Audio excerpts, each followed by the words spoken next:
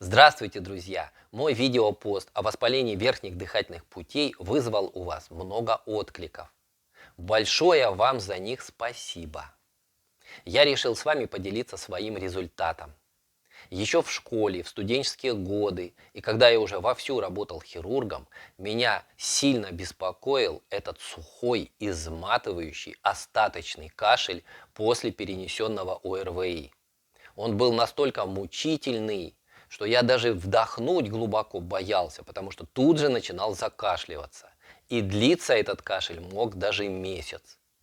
То же самое беспокоило и моих детей. Я специально приобрел портативный ультразвуковой ингалятор, и мы вместе с детьми делали себе увлажняющие ингаляции. Клеточным питанием я уже пользуюсь больше 30 лет. И где-то через 5 лет после использования клеточного питания я случайно в нише раскопал свой запылившийся ингалятор. И только так я понял, что нас уже долгие годы в семье не беспокоит этот остаточный, сухой, изматывающий кашель. К хорошему быстро привыкаешь. Подписывайтесь на мой аккаунт «Доктор Коновалов». Здесь много ценного и полезного для вас.